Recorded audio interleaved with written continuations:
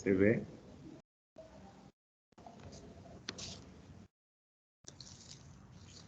Sí, doctor, sí se ve. Sí se ve claro, ¿no? Sí, doctor. A ver, hoy día vamos a hablar de un tema bastante importante, ¿no? Que es el manejo del dolor en el adulto mayor. Y es importante porque muchas veces encontramos un manejo inadecuado de estos pacientes, ¿no? Debemos recordar que el adulto mayor, por lo general, un gran porcentaje, ellos tienen dolores crónicos, ¿no? Secundarios pues, a patologías degenerativas, ¿no? En su gran mayoría ellos tienen, pues, tenemos un gran grupo que tiene, por ejemplo, enfermedades degenerativas como artrosis en rodilla, en cadera, ¿no? Y que son patologías crónicas y también le va a generar un dolor crónico, ¿no? También hay un grupo de pacientes que tiene dolor agudo y puede manejarse como un dolor agudo, pero en su gran mayoría tiene dolores crónicos, secundarios a patologías degenerativas. También tienen dolor crónico aquellos pacientes que tienen, por ejemplo, eh, neoplasia, ¿no? Recuerda que la neoplasia pues, tiene un tiempo, ellos tienen un tiempo de sobrevida con esa patología, ¿no? Y por eso es importante saber manejar este tipo de dolor, ¿no? De dolor crónico. Toda vez que muchas veces vemos pues, en la consulta externa que a muchos abuelitos le dan pues, antiinflamatorios no esteroideos, ¿no? Para manejar un dolor crónico, le dan un mes, 15 días, ¿no? Le dan antiinflamatorios, ¿no? Le dan diclofenaco, ibuprofeno, meloxicam, ketoprofeno, dexketoprofeno. Y si ustedes recuerdan,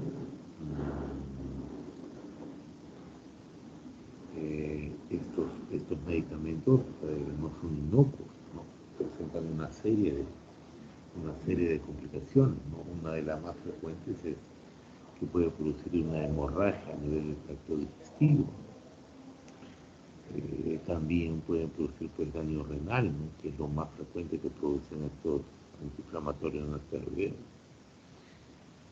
Entonces, por esos motivos es bastante importante. También se ha visto pues, que la gran mayoría de los pacientes que son atendidos en consulta externa, más de la mitad no encuentra alivio con respecto a esto. No encuentran alivio. ¿Por qué? Porque son mal manejados.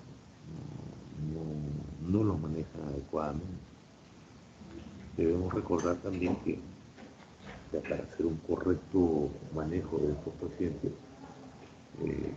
tenemos que ver el tipo de dolor que presentan, ¿no? Si es un dolor no excesivo, si es un dolor neuropático, si es un dolor mixto, ¿no?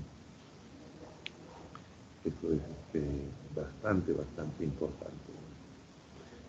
Entonces, y es en base a esto al que vamos a empezar con la teoría, para dar la teoría de manejo de dolor en el adulto mayor.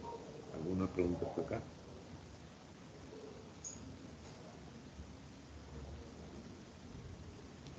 ¿Alguna pregunta, muchachos? No, doctor. ¿Okay? Bien. Muy bien. Empecemos. Primero empecemos por lo que es la definición de dolor, ¿no? El dolor es una experiencia sensorial y emocional desagradable, ¿no? Acompañada por una lesión tisular real o potencial, ¿no? Por ejemplo, yo tengo una neuropatía diabética, no hay una lesión tisular, ¿no? No hay. Puede ser real o potencial, pero el paciente presenta el dolor, ¿no? Y entonces, ¿cómo vamos a clasificar al dolor? Por su persistencia, por el tiempo de presentación. Vamos a dividirlo en dolor agudo y dolor crónico. El dolor agudo, el dolor donde la presentación es menor de 3 meses o la duración es menor de 3 meses. Por lo general hay un daño tisular evidente. Me fracturo, me golpeo, me corto, me quemo. Hay un daño tisular evidente. Y tiene una función protectora. Si yo, por ejemplo, me quemo, retiro el brazo. Si me están golpeando, salgo corriendo. Si, si me corto, retiro la mano. O sea, tiene una función protectora, ¿no? Eso es importante, porque el dolor agudo tiene una función protectora. Y el dolor se va a resolver después de la curación. Una vez que mejora el daño tisular, el dolor va a desaparecer, ¿no? Ese es el dolor agudo. Pero está el otro dolor, que es el dolor crónico, que es aquel que se presenta por encima de los 3 meses, ¿no? Por agudo menor de 3 meses y crónico mayor de 3 meses. Aquí, en el dolor crónico, pues va más allá del periodo de curación esperado, ¿no? Supera lo que yo... La lesión tisular, la herida sana, pero el paciente sigue presentando dolor, ¿no? Aquí ya pierde su propósito útil, o sea, el propósito de protección lo pierde, ya no tiene una función protectora. Va a haber cambios a nivel de la señalización del tejido de dolor, o sea, va a haber cambios a nivel de los neurotransmisores cerebrales. El dolor, cuando un dolor agudo se transforma en un dolor crónico, el manejo es mucho más complicado, se complica la situación. Entonces nosotros tenemos que evitar que ese dolor agudo se transforme en un dolor crónico, porque como dice ahí, va a haber cambios a nivel de la señalización y detección de dolor, ¿no? O sea, hay cambios a nivel de los neurotransmisores cerebrales, ¿no? Y si ese dolor se vuelve crónico, efectivamente se mantiene y provoca deterioro de la salud, de su función, eh, de toda la función del paciente, ¿no? Afecta la parte funcional, la parte emocional, porque estos pacientes pues, pueden presentar hasta depresión. Por ejemplo, un adulto mayor que tenga una artrosis de cadera o una artrosis de rodilla severa, hasta antes de presentar este problema, era un paciente independiente, caminaba, hacía sus actividades, pero cuando ya incrementa el dolor y comienza a claudicar la marcha el paciente, se vuelve más dependiente, ya va a depender que le peguen las cosas, no va a tener una buena marcha, va a tener problemas cardiovasculares. Entonces eso le va a generar una serie de limitaciones funcionales y también le va a generar una serie de problemas a nivel emocional, le genera pues, depresión y todas estas cosas, ¿no? Porque imagínense uno, ¿no? Es como que si yo fuera una persona que pueda hacer mis actividades y de ahí por presentar dolor, claudico en mi marcha, todas estas cosas me va a generar pues, una serie de problemas, ¿no?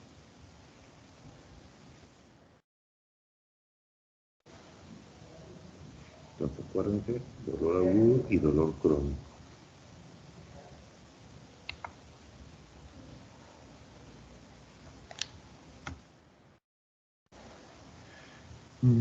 Este es un algoritmo para valorar el dolor crónico, ¿no? ¿Qué es, lo que, ¿Qué es lo que se tiene que hacer cuando estoy frente a un paciente que tiene dolor? ¿Qué es lo que tengo que hacer? ¿Cómo lo tengo que abordar? ¿No? ¿Cómo voy a abordar este paciente? Como en, como en todo en medicina, es importantísimo una buena historia clínica, ¿no? Una buena historia clínica, una buena exploración física y, lo importante, una valoración funcional. ¿Cómo se encuentra el paciente? El historia clínico, definitivamente, ¿no? cómo es ese dolor, quema, arde, como cuchillo, oprime, cómo es, cómo se presenta, cuándo se presenta, por qué disminuye, cuánto tiempo dura, a dónde se irradia. Todas esas cosas se tienen que preguntar en la historia clínica. Y definitivamente tengo que tener también dentro de la historia clínica estar una adecuada exploración física. Tengo que ver si hay alguna lesión que tenga el paciente, ¿no? Que me pueda dar una idea de qué es lo que tiene este paciente, ¿no? Cuál es lo que le está causando el dolor. Y lo otro es la valoración funcional. Y de ahí, dependiendo, puede haber hecho mi historia clínica, mi exploración, voy a clasificarlo, ¿no? ¿Qué tipo de dolor es? Si es un dolor neuropático, si es dolor periférico o es central. Porque acuérdense que, a ver, ejemplos de dolor neuropático periférico, tenemos por ejemplo la neuralgia posherpética, las neuropatías diabéticas, ¿no? Las neuralgias del trigémino, y un ejemplo de un dolor del dolor neuropático son los pacientes, por ejemplo, central, son pacientes, son por ejemplo los pacientes que han tenido accidentes cerebrovasculares y presentan dolores. La fibromialgia también. La fibromialgia también es un ejemplo de dolor neuropático de origen central, ¿no? También, también tengo que ver si es un dolor muscular, por ejemplo, un síndrome miofacial, ¿no? Contractura muscular y todas estas cosas. También produce un dolor en el adulto mayor. Y también tengo que determinar si no es un dolor inflamatorio, ¿no? Por una artritis, por una infección, por un problema postquirúrgico, por heridas. Y también determinar si no es un dolor mecánico, ¿no? Lumbar, compresión, ¿no? No puede producir. Todo esto son dolores crónicos que se presentan en el adulto. Una vez que yo determino que es un dolor crónico, tengo que hacer una valoración, ya se dijo inicialmente, funcional, psicológica, ¿no? Y en base a eso hacer un plan de cuidado. ¿Alguna pregunta hasta acá?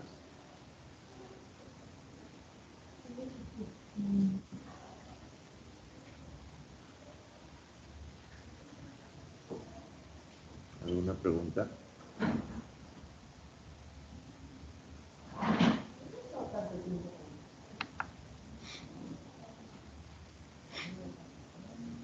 Cintia, ¿alguna pregunta?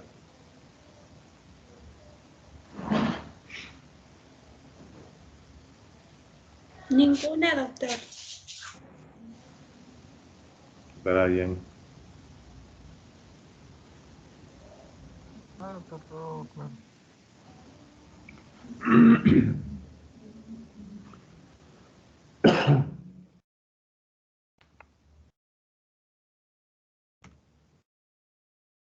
Bueno, esta es la vía de señales del dolor, ¿no? Esto usted lo conoce mejor que yo, ¿no? ¿Cuáles son las estructuras involucradas? Tenemos los nociceptores periféricos, vías rápidas, ¿no? Nociceptores periféricos. Esto, acuérdense que estos nociceptores van hacia la médula espinal, la plaza posterior de la médula espinal, y sigue la vía ascendente, ¿no? Llega al cerebro y nuevamente baja, es la vía descendente.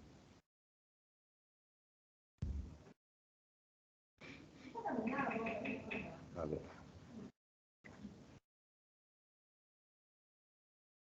Para determinar con respecto a la evaluación de dolor, también tengo algunas herramientas para poder determinar la intensidad básicamente del dolor. Tengo las herramientas unidimensionales y multidimensionales. Las unidimensionales realmente me miden intensidad de dolor. Solamente me miden intensidad del dolor. Por ejemplo, ahí está el EVA, escala verbal análoga, escala de puntuación numérica, ¿no? Generalmente yo lo utilizo en los dolores de tipo agudo, ¿no? Los dolores de tipo agudo generalmente se utilizan estas escalas unidimensionales, ¿no? porque básicamente me van a medir la intensidad, solamente me van a medir intensidad. Pero los pacientes que tienen dolor crónico, pacientes que tienen dolor crónico, acuérdense que le dije que el dolor crónico había ya alteración de la capacidad funcional, había alteración de la parte emocional, había pacientes que podían presentar depresión. Entonces, utilizar una herramienta unidimensional no me va a lograr evaluar completamente a ese paciente. Por eso se deben utilizar herramientas multidimensionales, donde me evalúen la parte funcional, la parte emocional, ¿no? Y dentro de estos tenemos, por ejemplo, al Find Detect, al WOMAC, ¿no? Que son escalas multidimensionales que me ayudan a evaluar mejor a los pacientes con dolor crónico, ¿no? Como ahí mismo dicen, ¿no? La escala numérica permite al médico clasificar el dolor por su intensidad. Solamente vamos a evaluar intensidad. Permite estimar el grado de discapacidad y es un indicador de mejoría, ¿no? Claro, por ejemplo, yo tengo un paciente con un dolor severo, yo utilizo, por ejemplo, un opioide, a los 15, 20 minutos tengo que evaluar cómo va. Me ayuda a evaluar solamente la intensidad. Y generalmente se utiliza generalmente lo utilizamos los unidimensionales en los pacientes que tienen dolor agudo, ¿no? Y las multidimensionales en los pacientes que tienen dolor crónico, ¿no? Porque me miden pues otras dimensiones, como su mismo nombre dice, la dimensión funcional, la dimensión emocional, todas estas cosas, ¿no? Y esto es básicamente para que vean, ¿no? Vean que en la escala numérica, por ejemplo, 0 no hay dolor. De 1 a 3 es un dolor leve. De 4, 5, 6 es un dolor moderado. Y de 7 a 10 es un dolor severo. Esto me va a ayudar para la práctica clínica, ¿no? Por ejemplo, si yo tengo, esto me va a ayudar bastante en la práctica clínica, porque dependiendo de la intensidad del dolor, yo voy a darle el tratamiento. Si tiene un dolor leve, le daré cierta medicación. Si tiene un dolor moderado, le daré otro tipo de medicación. Y si tiene un dolor severo, le daré otro tipo de medicación. ¿Sí? Esto lo vamos a dejar al final para que ustedes vayan bien. Pero acuérdense, escala numérica tenemos leve, moderado y severo.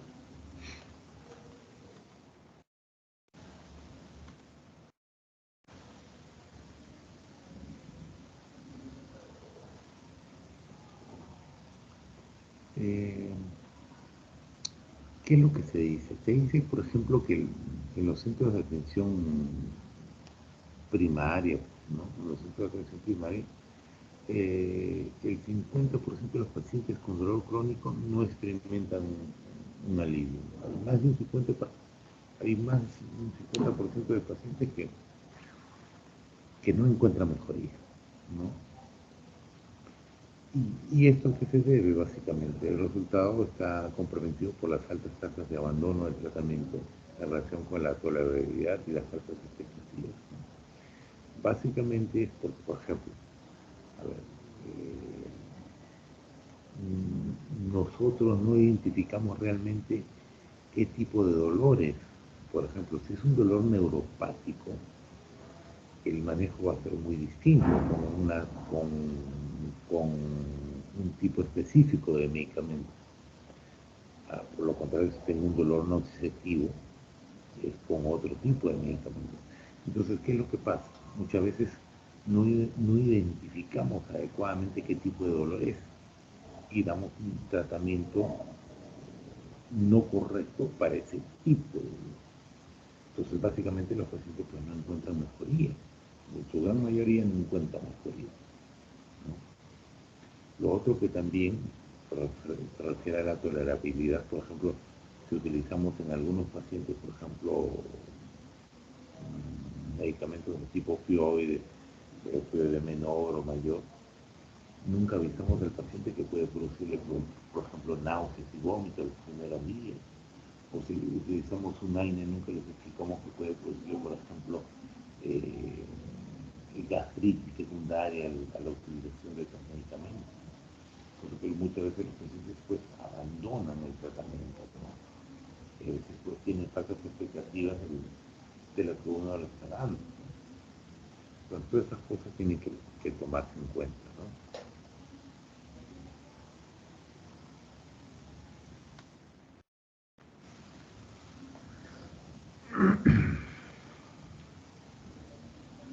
Esta es la clasificación etiológica, ¿no? Según su fisiopatología del dolor.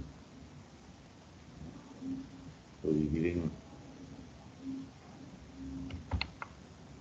en un dolor nociceptivo. Acuérdate que el dolor nociceptivo se puede subdividir en dolor somático y en dolor visceral. Somático, eh, por ejemplo, es me golpeo, me corto, me quemo, ese es dolor somático, ¿no? ¿Por qué? Porque tenemos los sectores periféricos, ¿no? Y también tenemos los sectores profundos, por eso es el dolor visceral. Tenemos los sectores profundos a nivel del tubo digestivo, de la cápsula de Wilson. Entonces recuerden que el dolor nociceptivo se puede dividir en dolor somático y en dolor visceral, ¿no? ¿Por qué? ¿No? ¿Por qué? Porque tenemos los sectores a nivel periférico y también tenemos los sectores a nivel profundo, ¿no? En las vísceras huecas. Y acuérdense que el dolor nociceptivo está predominantemente regulado por el sistema opioide. Responde bien a analgésicos, a los inhibidores de la prostaglandina y los opioides, ¿no? Responde muy bien, por ejemplo, a los Alzheimer, ¿no? El dolor nociceptivo. También a los opioides.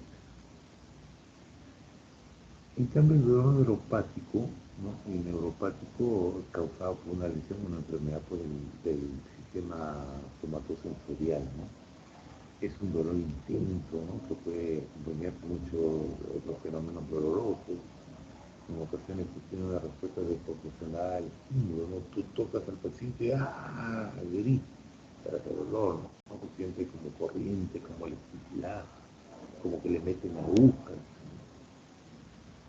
Está asociado a comodidad y a pobre calidad de vida, ¿no? Es el dolor neuropático, ¿no? Un ejemplo de dolor neuropático es la neuralgia trigémina, ¿no? Que es uno de los peores dolores que existen en el mundo, ¿no? Otro ejemplo es la neuropatía diabética, eh, también la neuralgia postherpética, ¿no?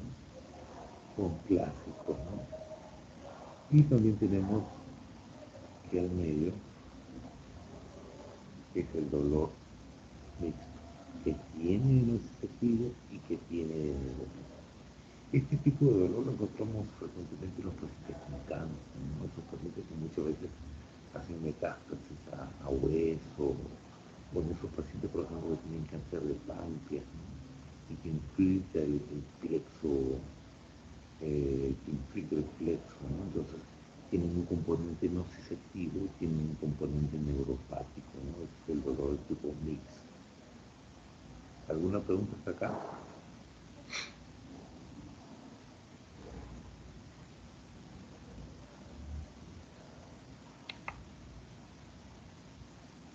Carmen, ¿alguna pregunta?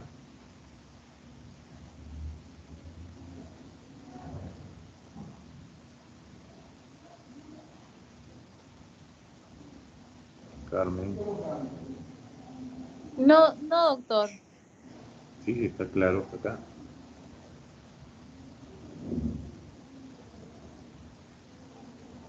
Angie.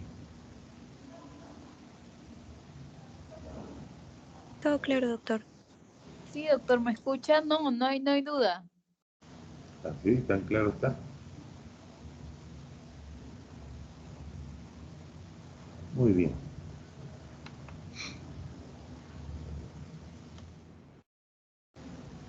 Estos son ejemplos de dolores neuropáticos, de dolores mixtos, ¿ya?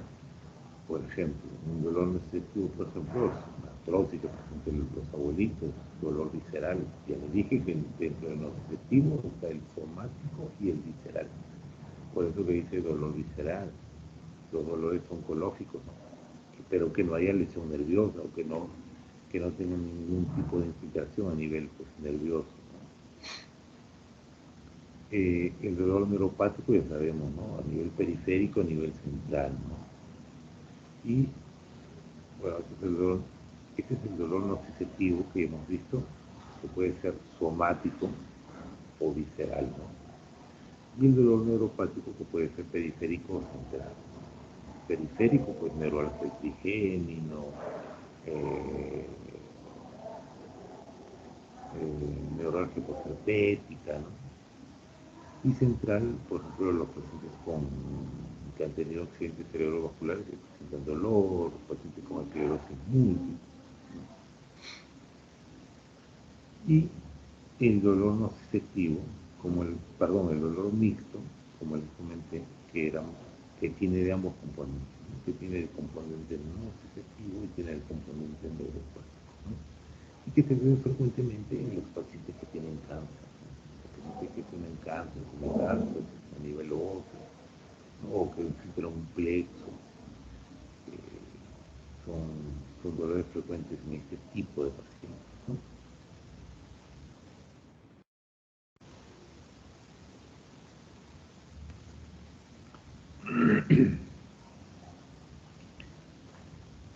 Hemos visto la clasificación de acuerdo a su fisiopatología, ¿sí? Acuérdense de lo que hemos visto de acuerdo a su tipo. Como les digo, o sea, cuando ustedes lean sobre dolor van a encontrar múltiples clasificaciones de dolor. Pero lo que les estoy presentando son las clasificaciones que nos van a ayudar realmente en la práctica clínica, que son las más usadas, ¿no? Entonces, la que les he presentado es según su fisiopatología, ¿no? Nociceptivo, y acuérdense, el nociceptivo se divide en somático y visceral, y tenemos el dolor neuropático y de ahí el dolor mixto, que tienen de ambos, que tienen dolor nociceptivo y que tienen de neuropático, es el dolor mixto. Ahora vamos a ver la descripción de tipos principales de dolor, que también es muy parecido. Tenemos el dolor nociceptivo, el dolor inflamatorio, el neuropático y el disfuncional. Esta es otra forma de cómo clasificarlo. El nociceptivo, ¿no? Por estímulo nociceptivo, por los receptores que son nociceptivos que tenemos, periféricos, viscerales. El dolor inflamatorio, que se ve, por ejemplo, en los pacientes con artritis reumatoidea, ¿no? Ven cómo sus articulaciones se inflaman de estos pacientes, ¿no? El dolor neuropático que ya conocemos y el dolor disfuncional, ¿no? Que es un dolor central generalmente, ¿no? Con respecto al dolor nociceptivo, el dolor nociceptivo es causado por un daño tisular actual o potencial y un estímulo doloroso es el nociceptor. Parece que tenemos nociceptores periféricos y profundos. Periféricos en la piel, nos quemamos, nos cortamos, nos golpean. Profundos a nivel de la víscera hueca. Predominantemente está regulado por el sistema opioide. ¿Qué quiere decir? Que este tipo de dolores van a responder muy bien a los opioides, pero también responden muy bien a los antiinflamatorios, a los analgésicos, a los antiinflamatorios no esteroideos, responden también muy bien. Pero cuando tengo un paciente con dolor crónico, no puedo utilizar este tipo de medicación. ¿Por qué? Porque me puede producir un hemorragia del tracto gastrointestinal o me puede producir un daño renal.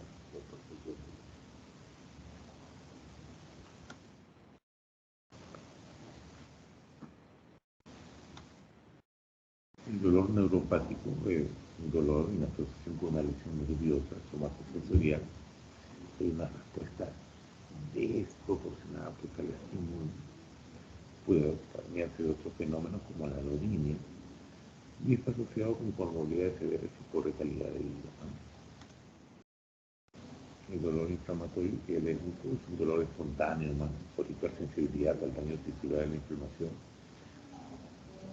Hay una inflamación, permite protección, cicatrización y reparación de la tejido. Es muy frecuentemente en los pacientes que tienen artritis reumatoidea, donde hay un proceso inflamatorio a nivel de las articulaciones, con deformación de las manitos y todo eso. Y el dolor disfuncional, que es un dolor con hipersensibilidad que resulta de un proceso central anormal ante un estímulo normal. Ocurre sin estímulo nocivo identificable o daño del sistema nervioso. El dolor disfuncional y el neuropático comparten algunas características comunes, ¿no? Por ejemplo, un ejemplo claro de esto es la fibromialgia, que es un dolor de origen central.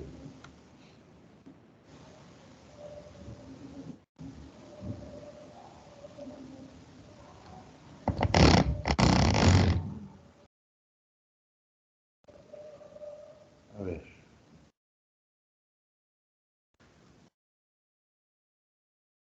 este cuadrito es muy importante para ustedes. Dolor nociceptivo y dolor neuropático. ¿Qué dijimos? El dolor nociceptivo está mediado, o era mediado muy bien por el sistema opioide y también por el AINE. Entonces, el dolor nociceptivo, con respecto al AINE, va muy bien. Sí, se puede, sí, calma el dolor. Pero para el dolor neuropático no tiene una nula acción, ¿no? Es por eso que, como le dije, muchas veces no identificamos realmente qué tipo de dolor tiene el paciente. A todos los pacientes le dan AINE. Generalmente pues no es un dolor neuropático, es un dolor que te digo, perdón, no es un dolor nociceptivo, es un dolor neuropático, porque el AINE no le va a hacer absolutamente nada. El problema es que nosotros no identificamos realmente qué tipo de dolor es. Por otro lado tenemos los opioides débiles. Para el dolor nociceptivo va muy bien, responde muy bien. Para el dolor neuropático, más o menos, más. Con respecto a los opioides potentes, también responden muy bien para el dolor nociceptivo, pero para el dolor neuropático, parcialmente. Y vean acá los antidepresivos, los antiepilépticos, para el dolor nociceptivo, no hay una buena respuesta, generalmente es una, o es buena, o perdón, o es parcial, o no hay ningún tipo de respuesta. Pero en cambio, para el dolor neuropático mismo, ¿no? Los antidepresivos, los antiepilépticos van muy bien para este tipo de dolor, ¿no?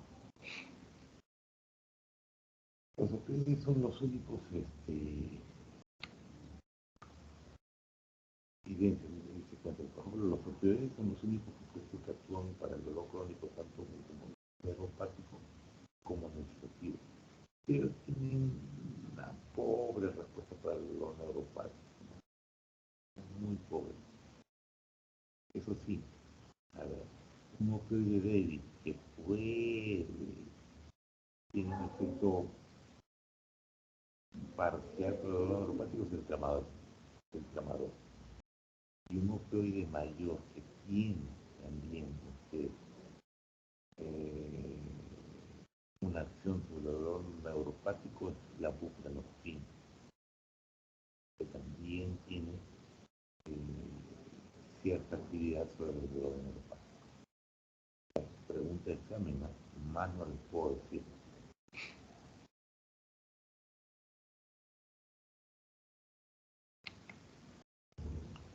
¿Alguna duda hasta acá, Adriana?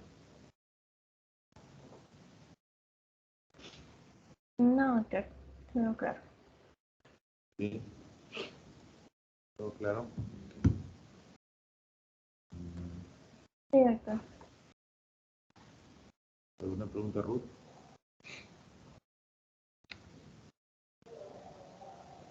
Todo claro, doctor.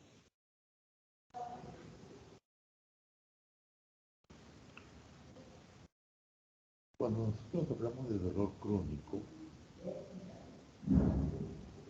hay una estrategia de tratamiento que es el tratamiento multimodal. Lógico que el tratamiento farmacológico está al centro del tratamiento, ¿no? Pero el tratamiento multimodal tiene que ver, uno, con la educación del paciente. Tengo que educar al paciente, explicarle qué le puede producir esa medicación que le voy a dar, ¿no?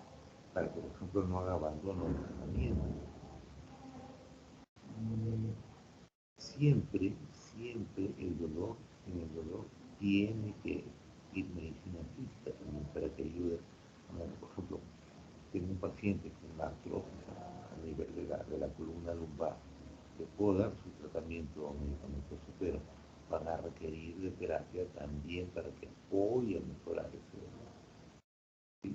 Cuando educación del paciente, medicina física, y ahí estamos hablando de dolor crónico, estamos hablando de dolor crónico, educación del paciente, medicina física. ¿Se acuerdan lo que le dije cuando un paciente tenía dolor crónico? Cambiaba, o sea, se alteraba su capacidad funcional, se alteraba su capacidad emocional, podía entrar en infección. Es por eso que también, si no hay una buena respuesta al tratamiento, tiene que ver con la parte psicológica. Bueno, este cuarto punto es medicina intervencionista, ¿no? Se refiere pues, a todas las intervencionismo, bloqueos, etc. Pero que vean que la parte central del tratamiento es el farmacológico. Pero se tienen que ver estos cuatro puntos también: educación, terapia psicológica, medicina física, rehabilitación, y también en los dolores que no revierten fácilmente, podemos utilizar el intervencionismo, ¿no?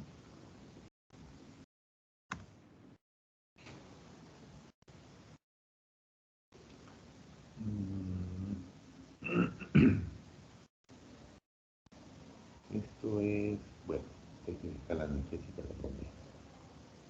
Todos ustedes, el ABC, es como el poquito de la analgésica del hombre. Vean que en el primer escalón están los AINES, el paracetamol, el metamizol. En el segundo escalón están los opioides débiles, codeína, tramadol. Y en el tercer escalón están la morfina, el fentanilo, la oxicodona, la metadona, la oxitocina. Y cruzando todos los escalones están los coadyuvantes, los antidepresivos y los anticonvulsivantes, ¿no?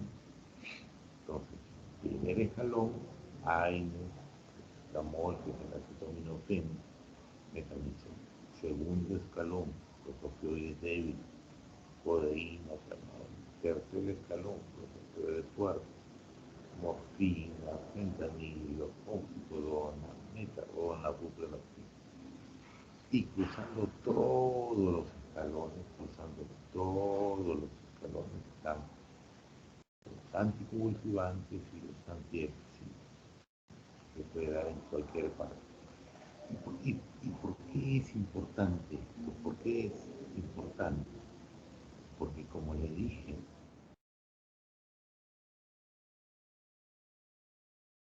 si tengo un paciente con un dolor leve, ¿con con qué le iniciaría Jesús?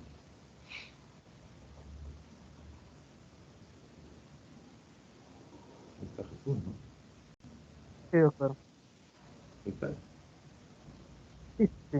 Bueno, como usted dijo, en el primer escalón siempre van a estar los AINES. Claro, siempre en cuando mantener que no es un dolor neuropático, en el cual el primer Claro. escalón ya vendrían a ser los opioides débiles, como usted dijo, la codeína. A ver, no. ¿Qué me dijiste? El primer escalón. El primer escalón es El primer escalón, si es un dolor netamente neuropático, no serían buenos los AINES, claro, sino el segundo escalón. Ahí se le da codeína, como le digo. no. Neuropático son los antidepresivos, son los que cruzan abajo. Los antidepresivos y los anticonvulsivantes. Si fuera Bueno. neuropático. Sí, sí. Ya. Grecia. Y si es un dolor moderado,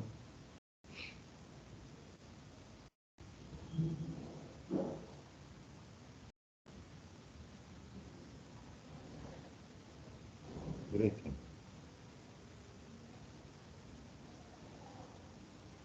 No se abandonó Grecia. Adriana, si es un dolor moderado, ¿qué debería? Con opioides ¿Débiles o fuertes? débiles. Débiles, muy bien. Angie, si fuera un dolor severo, Opioides débiles o mayores. mayores. Así es. Esa es una forma práctica de cómo utilizar la escala Merced. Si tengo un dolor leve, puedo utilizar el primer escalón. Si tengo un dolor moderado, puedo utilizar el segundo escalón. Y si tengo un dolor severo, debo utilizar el tercer escalón. Debajo, debajo de la escalera,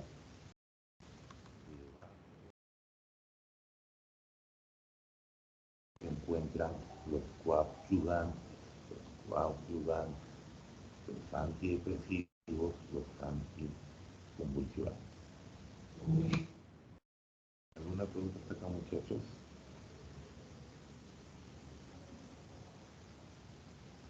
No, doctor. Perfecto. A ver, ya habíamos conversado que los AINES no deben utilizarse en dolor crónico, proscritos para el dolor crónico. ¿Por qué? Porque me producen hemorragia gastrointestinales, también me pueden producir daño. Y acá hay un claro ejemplo, por ejemplo, ya gastrointestinales, úlcera, sangrado activo, contraindicado AINES y todos los coxígenos. También me puede producir problemas cardiovasculares, los AINES, aparte de los problemas renales que hemos dicho.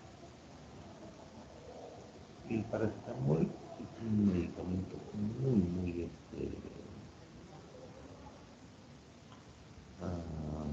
muy noble, ¿no? Yo puedo utilizar hasta 4 gramos de paracetamol al día, ¿no? Y muchas veces los pacientes van bien solamente con paracetamol. El metamizol también es un buen medicamento, es analgésico, antipirético y tiene efectos antiinflamatorios leves, ¿no? También tiene una acción antiinflamatoria, ¿no? Bueno, hablan de riesgo de granulocitosis, pero solamente en Latinoamérica solamente hay un caso de granulocitosis reportado. No es frecuente ese problema. Y la terapia opioide es la terapia usual de primera línea para el dolor agudo severo también. Los opioides los puedo utilizar para el dolor agudo severo. Los AINES puedo utilizar para el agudo, pero no para el crónico. En cambio, los opioides yo puedo utilizar para el dolor agudo severo y también para el dolor crónico moderado a severo, relacionado con cáncer, VIH o un tipo de enfermedad terminal. No solamente eso, sino también pacientes que tienen enfermedades degenerativas, como artrosis, esas cosas, ¿no? Si tienen un dolor moderado severo, debo utilizar un opioide. El uso a largo plazo de la terapia opioide en diversos síndromes dolorosos está aumentando, la evidencia de un aumento y es aceptada por los especialistas. Bueno, esto ya hemos visto la clasificación de los opioides débiles y fuertes. Esto es con respecto a los receptores. Recuerden que actúa a nivel central, a nivel de los receptores mu, kappa, gamma, ¿no? Cuando actúan a nivel de los receptores mu, van a producir la analgesia. pueden producir depresión respiratoria, pero es muy raro porque las dosis que utilizamos son dosis bastante bajas. Pero lo que sí puede producir, o lo que produce generalmente es estreñimiento, un poco de euforia, miosis y vómitos. Y cuando actúan los receptores kappa, también tiene que ver con la analgesia, diuresis, alucinaciones. Cada, cada receptor tiene su función.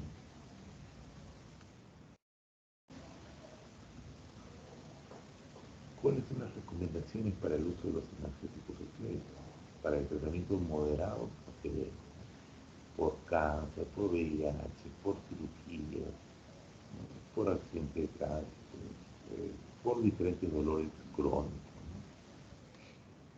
¿no? Bueno, y aquí les presento los coadyuvantes, por ejemplo, los antidepresivos, la duloxetina, la venlafaxina, la metilfenidina y sus dosis de inicio y su dosis máxima, ¿no? Por ejemplo, la duloxetina yo puedo utilizar de 20 a 30 miligramos al día, puedo llegar máximo hasta 120. Con la venlafaxina de igual manera, 27 miligramos puede ser cada 12 horas o cada 24 y máximo 150. Con la metilfenidina es una de las primeras antidepresivos que salieron, ¿no? Yo puedo utilizar entre 10 a 25 miligramos, ¿no? Para dolor, máximo 75 miligramos, ¿no?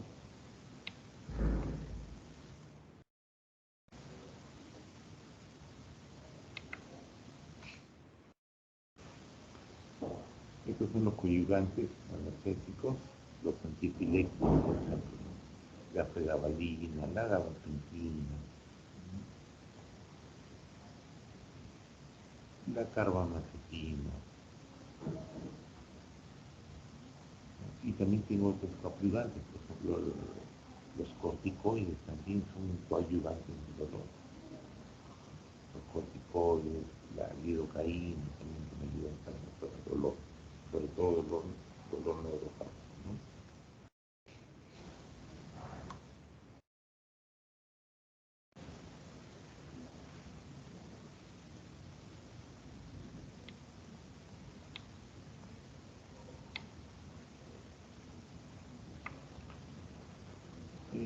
Estas son las recomendaciones que tiene la Sociedad Americana de Geriatría para manejo del dolor. Una de ellas dice que todos aquellos pacientes con dolor moderado a severo y deterioro funcional secundario o con afectación de su calidad de vida en relación al dolor deben ser considerados pacientes para terapia con opioides. El grado de recomendación es fuerte, ¿no? Los pacientes con dolor frecuente continuo de base deben seguir tratamiento con pauta fija para conseguir dosis estables de opioides. Los profesionales debemos anticiparnos a valorar e identificar potenciales efectos adversos asociados a la terapia opioide. Por ejemplo, tenemos que nosotros comunicar cuando estamos con opioides, tenemos que informar al paciente o a la familia que los primeros días le van a producir náuseas, puede producirle vómitos, y lo que sí va a permanecer es la constipación, porque la mayoría de ellos produce constipación, ¿no? Y todas estas cosas tienen que informar al paciente de la familia, ¿no? Las dosis máximas de paracetamol o AINE no deben exceder cuando se combinan a dosis fija, con opioides como parte del régimen analgésico, ¿no? Cuando se prescriben fórmulas de liberación retardada, por ejemplo, yo tengo morfina, tengo oxicodona de acción retardada, debemos anticiparnos al dolor incidental, valorarlo, prevenirlo o tratarlo empleando opioides de liberación rápida. A ver, yo tengo un paciente con un cáncer que ha hecho metástasis, por ejemplo, a colon. Yo ya lo estoy manejando al paciente, ya sé cuál es su dosis de opioide que recibe, ya le pasé del opioide de acción rápida, ya lo pasé a un opioide de acción prolongada. que yo no le tengo que dar cada 6 horas, le estoy dando cada 12 o cada 24. Pero existe el dolor incidental, que se relaciona, que muchas veces no se encuentra una causa que lo produzca. Entonces, en ese momento, como ya le he pautado la medicación cada 12 o cada 24, tengo que utilizar un opioide de acción rápida para que rápidamente me calme ese dolor incidental y nuevamente vuelva a estar tranquilo el paciente, ¿no? La metadona debe ser utilizada y cuidada con cautela, solo por profesionales entrenados. Entonces que la metadona es 10 veces más potente que la morfina, ¿no? Los pacientes con tratamiento opioide deben ser periódicamente valorados en relación a la efectividad para los efectos adversos y de cumplimiento terapéutico. ¿Alguna pregunta hasta acá? ¿Alguna pregunta?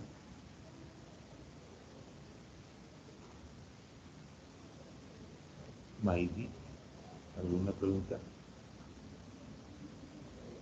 No, doctor, todo claro. ¿Segura? Pregunta, muchachos.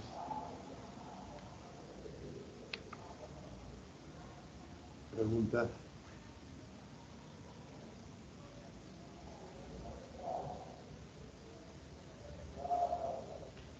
Acá es importante que sepan que a los pacientes con dolor crónico, y sobre todo los adultos mayores con dolor crónico, no podemos utilizar ahí por todas las complicaciones que puede producir eso. Paciente con dolor crónico, moderado, severo, tiene que ir con terapia opioide. Tiene que ir con opioide leve, con opioide mayor. Los dolores crónicos leves se pueden manejar con paracetamol, básicamente, ¿no? Sí, también se puede hacer combinación de paracetamol con tramadol, ¿no? Pero dolor leve, paracetamol. Dolor moderado, un opioide menor, tramadol. Dolor severo, un opioide mayor. Morfina, oxicodona, buprenorfina, que son los que se usan más frecuentemente. Pregunta, muchachos.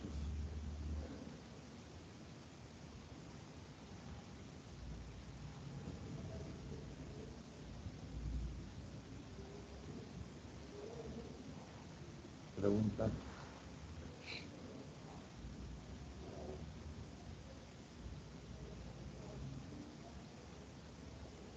Pregunta.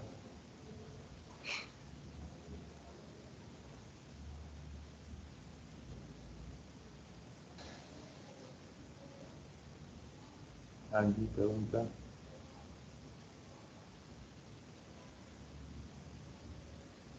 No, doctor, todo claro. Bueno, seminario de qué hay. Hoy día nos toca cirugía en el adulto mayor.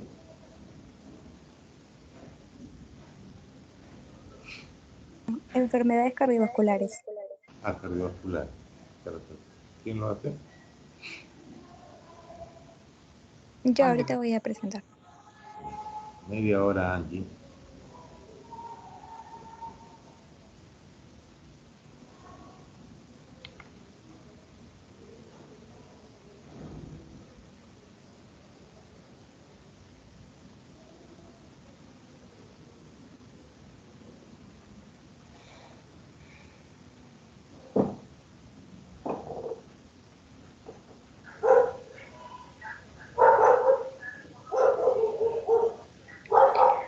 ¿Se logra visualizar? Sí, se ve. Se ve. ¿Se logra visualizar? Sí, se ve, se ve. Ok, bueno, buenas noches, doctor y compañeros. Yo voy a hacer el seminario de enfermedades cardiovasculares en el adulto mayor. Mi nombre es Tello Mejía Angie Rochelle. Bueno, como sabemos, en el adulto mayor se va a facilitar el desarrollo de diversas enfermedades, entre ellas las cardiovasculares, y su incidencia aumenta en forma sustancial durante esta etapa, ¿no? Vamos a ver tanto cambios en la estructura como en la función cardiovascular propias de la edad, y sumado a ello también factores de riesgo vascular que ya conocemos como hipertensión, dislipidemias, tabaquismo, diabetes, entre otros. Y todo esto nos va a facilitar el desarrollo de las enfermedades cardiovasculares. Ahí estoy mostrando distintos cambios, tanto estructurales del sistema cardiovascular, también como funcionales. Bueno, vamos a iniciar con los cambios miocárdicos, que obviamente es un cambio estructural. Este se puede caracterizar, o se caracteriza, perdón, por el aumento del tamaño y el peso del corazón debido a la hipertrofia de los cardiomiocitos, pero también va a haber una disminución de estos cardiomiocitos y también una disminución de la cantidad de elastina y de colágeno, y todo esto conduce a un aumento de la masa miocárdica, ¿no?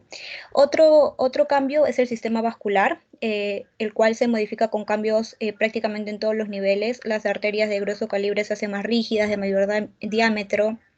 Desde el punto de vista estructural también se produce la fragmentación de la elastina en la membrana tanto interna como media. También va a haber un incremento de la cantidad de las fibras de colágenos en la capa media. Y por otra parte, cambios también en lo que es la capa endotelial o en el cambios y daños endoteliales, ¿no? Y esto va a conducir al aumento de depósito también de lípidos, muchas veces en las capas subendoteliales, y lo que nos puede desarrollar o llevar a cambios como la arteriosclerosis. Otro cambio es a nivel de las células endoteliales, que pueden haber cambios en su morfología, en su función, y todo esto se hace más evidente también o más susceptible al daño por el estrés oxidativo y por los radicales libres. Otro cambio a nivel del aparato vascular, bueno, se van a ver afectados principalmente ya sea las válvulas aórticas, las cuales son las que soportan el mayor estrés y las presiones más elevadas. Y también vamos a tener cambios estructurales en el sistema de conducción cardíaca, ya sea a nivel del nódulo sinoauricular. Se va a producir una disminución del número de las células de marcapasos. También van a haber cambios a nivel del nódulo auriculoventricular. Bueno, todos estos cambios estructurales se van a acompañar también de cambios funcionales cardiovasculares, ¿no? En el envejecimiento. Uno de ellos es el gasto cardíaco, el cual tiende a reducirse de forma paulatina. Se dice que entre los 25 a 65 años disminuye hasta un 30% de este. Otro cambio que vamos a tener a nivel funcional va a ser la contractilidad miocárdica, ¿no? Que también se va a ver alterada con una prolongación del tiempo de la contracción debido a una caída de la velocidad de calcio en el retículo sarcoplasmático. Y en el llenado diastólico también se va a ver aumentado o alterado, perdón, por el aumento de la rigidez miocárdica, que va a producir una reducción del 60% de este llenado diastólico. Ahora, entre las enfermedades cardiovasculares prevalentes en adulto mayor, yo estoy mencionando 4: el síndrome coronario agudo, la insuficiencia cardíaca, la fibrilación auricular y la anticoagulación. En lo que respecta al síndrome coronario agudo, bueno, dentro de sus formas de presentación más frecuente vamos a tener el infarto agudo de miocardio con supradesnivel de ST, sin supradesnivel del segmento ST y la angina inestable. La edad avanzada va a constituir un factor de riesgo del síndrome coronario agudo. Esto es de especial relevancia, dada ya sea la condición demográfica que estamos viendo a niveles de los países de Sudamérica y el de nosotros también. Por ejemplo, la OMS dice que para el año 2050 el número de personas mayores será de 2.000 millones de personas. Y entre estos, claramente el grupo de 80 años a más, los cuales representan o poseen 4 veces más riesgo de un síndrome coronario agudo que aquellas personas que se encuentran, por ejemplo, en el grupo etario de 65 a 74 años. Dentro de las presentaciones más frecuentes vamos a tener al síndrome coronario sin supradesnivel del segmento ST. Y bueno, las personas mayores suelen consultar tardíamente y muchas veces presentan síntomas atípicos, además de que son portadores de comorbilidades, compromisos cognitivos, que van a utilizar muchos medicamentos, la polifarmacia, y van a ser personas frágiles, ¿no? Y todo esto va a producir una forma más compleja de la presentación de esta enfermedad coronaria. Se dice que, bueno, el reconocimiento del síndrome coronario va a ser hasta un desafío entre las personas mayores. Efectuar un diagnóstico suele ser complejo. Si bien el dolor anginoso sigue siendo una manifestación inicial frecuente, como ya sabemos, la presentación típica, ¿no?, de dolor torácico isquémico, de carácter opresivo, que se irradia la mandíbula y la extremidad superior, pero en muchos adultos mayores no va a ser esto tan frecuente. En algunos estudios evidencian presentaciones de síndrome coronario sin dolor hasta en un 10%. Y bueno, se dice que en los mayores de 85 años el dolor puede presentarse en un 40% de estos adultos mayores y en un 80% en los grupos menores de 65 años de edad. También resulta habitual aquí la presencia de síntomas de nivel autonómico como la disnea, náuseas, vómitos, diaforesis. También la presentación incluye debilidad, palpitaciones y muchas veces asociados a malestar torácico mal definido o simplemente, como ya dije, ausente, ¿no?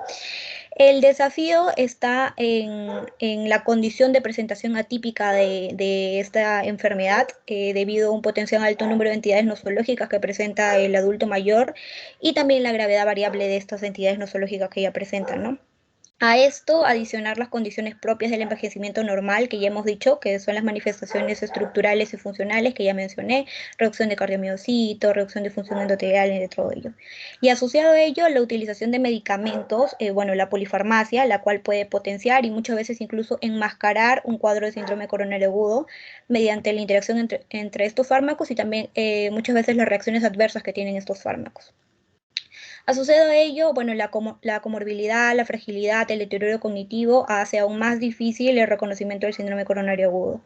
Una persona mayor puede sufrir deterioro de la condición de base falsamente atribuido a sus comorbilidades, ¿no? De igual forma, la presentación de niveles variables del deterioro cognitivo van a darnos un mayor o un menor grado y también el propio reconocimiento del paciente del cuadro que lo está quejando.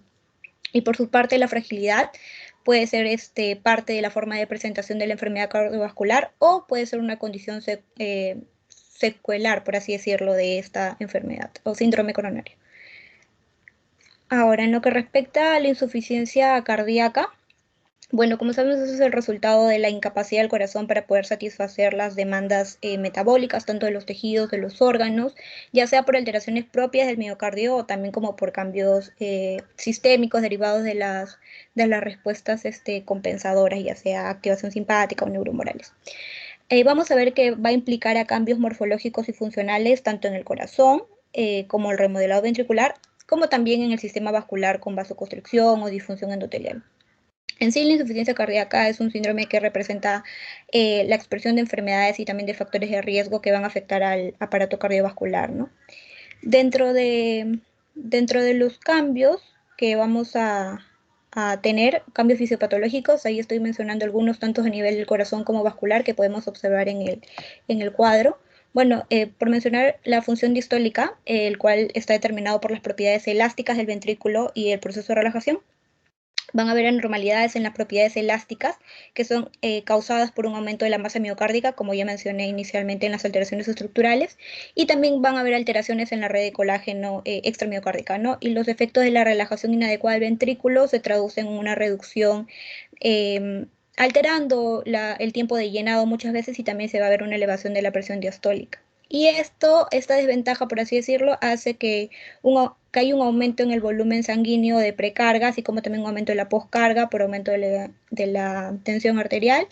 Y todo esto va a repercutir en la aurícula izquierda que aumenta su presión, transmitiéndola a los diferentes vasos.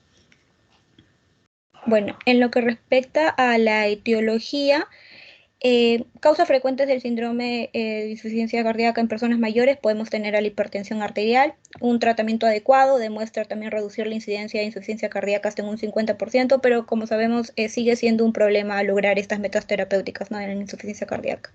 También mencionan que la hipertensión es un importante factor de riesgo para la enfermedad coronaria, para la hipertrofia ventricular y para la propia insuficiencia cardíaca.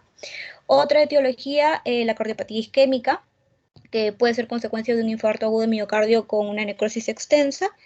Y bueno, también aquí en el paciente diabético adulto mayor, el riesgo de enfermedad cardiovascular es tan elevada como el de un paciente que ya presentó un evento coronario previo, ¿no? Entonces esto implica tratarlos con mucha prevención. Por otro lado, también tenemos a la cardiopatía valvular, ya sea a la estenosis aórtica, y a la valvulopatía mitral. En la estenosis aórtica, bueno, en las personas mayores tiene predominio esta estenosis aórtica de tipo degenerativo, por así decirlo, y en la valvulopatía mitral, la insuficiencia mitral puede ser tanto funcional o estructural, secundaria a isquemia o no isquemia. En las personas mayores, la prevalencia es relativamente alta, esta valvulopatía mitral, y bueno, la mayor parte han sido ya diagnosticadas previamente, pero manifiestan frecuentemente una fibrilación auricular y también van a ser pacientes con uso de anticoagulantes. En lo que respecta al diagnóstico, el diagnóstico está basado tanto en la clínica, signos, síntomas, apoyado en el laboratorio básico y también fundamentado y complementado con un ecocardiograma, ¿no? Es frecuente que la persona mayor autolimite sus actividades o no relate adecuadamente también los síntomas que presenta. A la vez va a referir síntomas inespecíficos, como por ejemplo anorexia, astenia, irritabilidad, confusión. Muchas veces también otros síntomas como el edema o la disnea son síntomas que se comparten con otras patologías frecuentes en las personas adultas mayores. En general se pueden encontrar signos o síntomas como disnea, paroxística nocturna, ingurgitación yugular, cardiomegalia, edema de pulmón, entre otros, ¿no?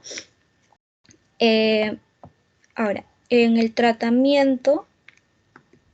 Aquí. En el tratamiento, bueno, podemos tener un tratamiento ya sea farmacológico, no farmacológico. En el tratamiento no farmacológico son las medidas y recomendaciones generales, las dietas, el apoyo psicológico también para el tratamiento de depresión también que puedan tener, rehabilitación cardíaca.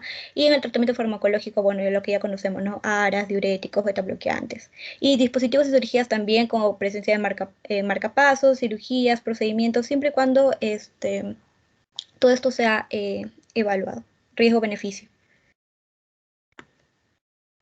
Luego, hablando acerca de la fibrilación auricular, esta es la arritmia cardíaca más frecuente, que se va a caracterizar, como ya sabemos, por la aparición de múltiples focos desorganizados a nivel auricular, lo que impide la despolarización, la contracción de la aurícula y va a producir una taquicardia de frecuencia variable, dependiendo también de la capacidad de conducción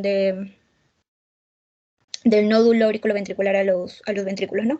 Clínicamente se va a caracterizar por palpitaciones, disneas, dolor torácico, diuresis también aumentada o síncope. Y al electrocardiograma se caracteriza, perdón, por la ausencia de la onda P, la aparición en su reemplazo de una línea plana entre el complejo QRS, ¿no? O también a lo que se conoce como onda de fibrilación, que es la onda F. Su presencia de esta fibrilación se va a asociar a una mayor mortalidad, al desarrollo también muchas veces de la insuficiencia cardíaca y de los accidentes cerebrovasculares. Tanto la insuficiencia cardíaca como los accidentes cerebrovasculares afectan negativamente en la calidad de vida y pueden producir dependencia también en los adultos mayores, ¿no? El accidente cerebrovascular es la complicación más temida de una fibrilación auricular, dado que puede llegar a tener consecuencias devastadoras para el que lo padece, ¿no? Y también tener secuelas neurológicas asociadas a ello.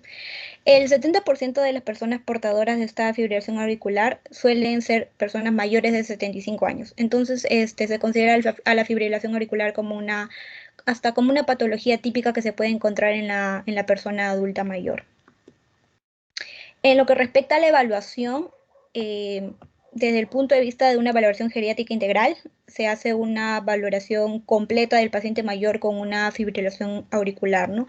A nivel biomédico se hace una anamnesis completa, enfocada en la presencia o en la búsqueda también de comorbilidades como hipertensión, diabetes, insuficiencia, fibrosis, enfermedades renales, cirugías, antecedentes de ataques anteriores. Bueno, a nivel de sintomatología, palpitaciones, disneas, diuresis aumentada, síncope, también evaluar el tiempo de evolución, el déficit neurológico asociado, evaluar los antecedentes personales, familiares de arritmias, cardiopatías, hábitos del paciente, ejercicio, consumo de alcohol, cafeína, tabaco, drogas, también la polifarmacia propia del paciente adulto mayor, hacer una revisión, bueno, un examen físico con la frecuencia cardíaca, presión arterial, todo, y también la revisión por sistemas que nos pueden sugerir una cardiopatía estructural, ¿no? Y también, bueno, lo que vienen a ser los exámenes de laboratorio, tanto básicos como los complementarios. A nivel ya funcional, tanto la insuficiencia cardíaca como su descompensación y la ocurrencia de lo que vienen a ser los accidentes cerebrovasculares pueden ser el resultado, como ya dije, de una fibrilación auricular. Y por lo tanto existe una asociación entre estas y entre la disminución de la capacidad de realizar adecuadamente las actividades de vida diaria por parte del adulto mayor desde grados leves hasta incluso la dependencia total, ¿no?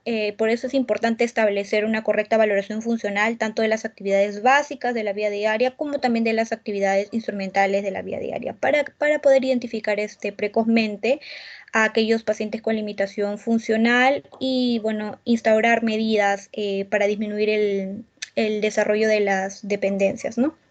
Es importante también determinar el riesgo de caídas en estos pacientes, ya que estos síndromes de caídas pueden significar una contraindicación para aquellos pacientes a los cuales se le quiere instaurar un tratamiento anticoagulante, aquellos que tienen fibrilación auricular, ¿no?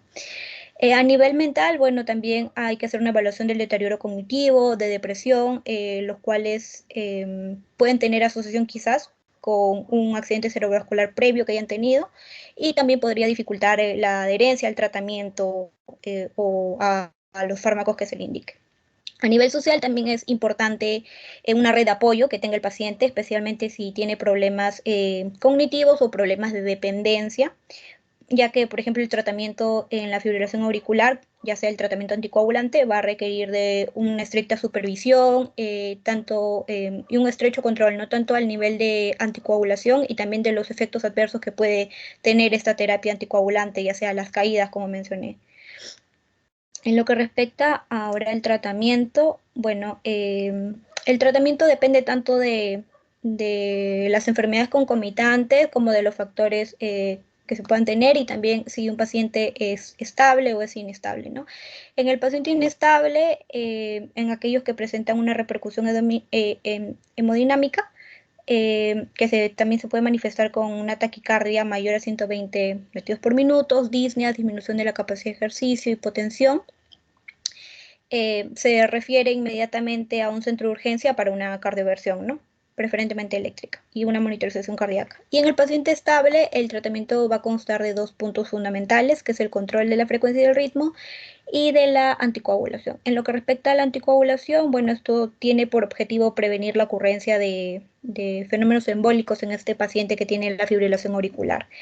Principalmente, o bueno, uno de los principales es el ataque cerebrovascular, ¿no? Ya que la fibrilación auricular aumenta 5 veces el riesgo de presentar estos ataques. Luego, la etapa de la anticoagulación.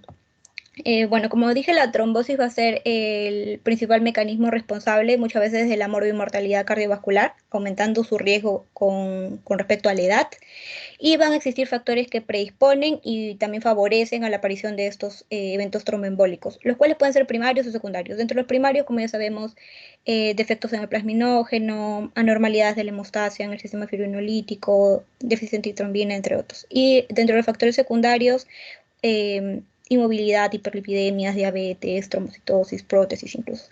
En las personas mayores va a existir un factor de riesgo mayor para la formación de esos trombos al producirse cambios con el envejecimiento, los cuales llevan muchas veces a lesiones degenerativas vasculares y aumentan también la éstasis sanguínea por trastornos en la movilidad y alteraciones homeostáticas.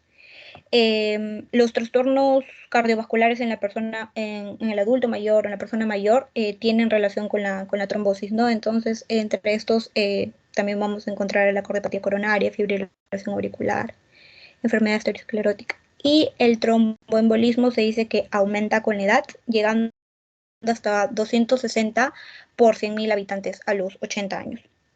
El tratamiento tromboembólico, hay predictores, por así decirlo, de sangrado en la persona mayor con terapia anticoagulante que hay que considerar, como son el género, el sexo, porque va a ser más prevalente en un adulto mayor femenino. También el uso de fármacos que aumentan el riesgo de sangrado, como aspirina o clopidogrel o antiinflamatorios no esteroideos. También comorbilidades asociadas, trombocitopenia, algunos tipos de cánceres, enfermedad renal crónica también, riesgo de caídas, como ya he venido mencionando, si tiene inestabilidad a la marcha, si tiene por ahí una neuropatía periférica. Y bueno, también predictores de aumento de hemorragias, ¿no? Como mayor de 75 años, hemorragia intracraneal, mayores de 75 años, hipertensiones no controladas o ataques cerebrovasculares. También va a intervenir aquí, bueno, el factor social, como ya dije, es fundamental evaluar la red social, ya que si existe dependencia, la posibilidad del acceso a los controles se hace mucho más difícil. Y el deterioro cognitivo y el bajo nivel también de escolaridad son importantes, ya que el paciente y sus familiares deben entender las funciones del fármaco y seguir las instrucciones y también reconocer las complicaciones de estos anticoagulantes, ¿no? Y por lo tanto el hecho de anticoagular o la decisión de anticoagular se tiene que evaluar de una forma multidisciplinaria, evaluando tanto riesgos como beneficios. Por último, las indicaciones y las contraindicaciones. Bueno, dentro de las indicaciones para el uso de la terapia anticoagulante en este grupo etario vienen a ser la fibrilación auricular, ictus cardioembólicos, prótesis valvulares, cardiopatías isquémicas, disfunciones ventriculares, enfermedades tromboembólicas venosas, hipertensión pulmonar, enfermedad arterial periférica también. Y por su parte también hay contraindicaciones en el uso de anticoagulantes en las personas mayores, que hay que considerar como los trastornos de coagulación congénita adquiridas, procesos hemorrágicos, hipertensión arterial no controladas severas, hemorragias intracraneales, aneurismas cerebrales, y eso, básicamente eso. Y eso sería todo, esas son mis referencias. Gracias.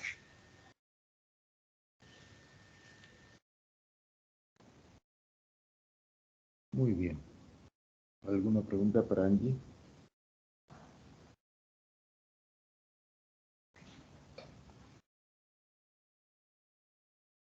Adriana, ¿alguna pregunta para Angie?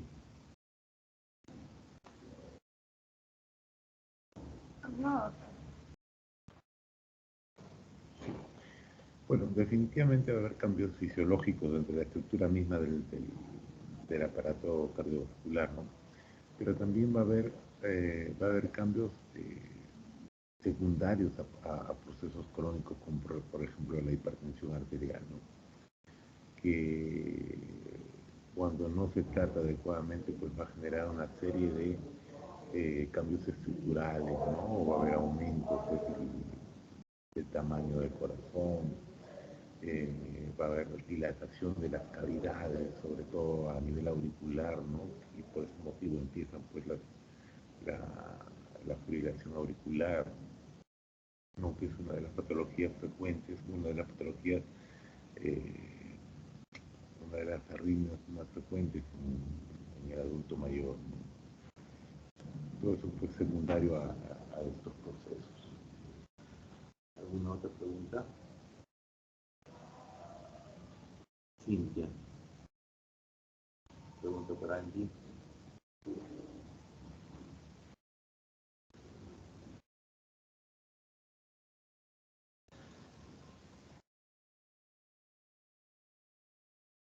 ¿Está la Rubí?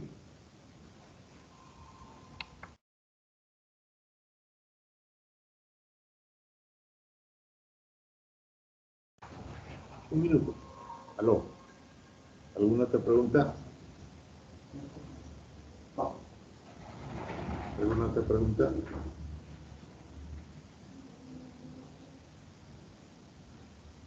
Ruth, ¿preguntas?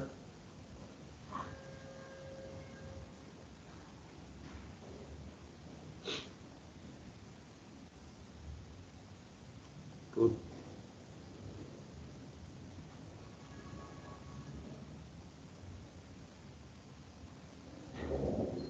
¿Se copia? Ruth, ¿alguna pregunta?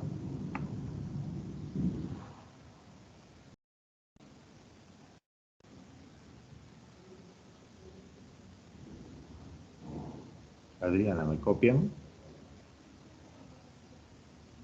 Sí se le escucha, doctor. ¿Alguna pregunta? No, ninguna. Bueno, si todo está claro, mañana tenemos teoría, ¿no? Mañana tenemos teoría de caída, si no me equivoco. Sí, ¿no? Mañana la teoría lo podremos hacer a las 4:30 de la tarde, ¿les parece? Mañana en terapéutica, ¿no?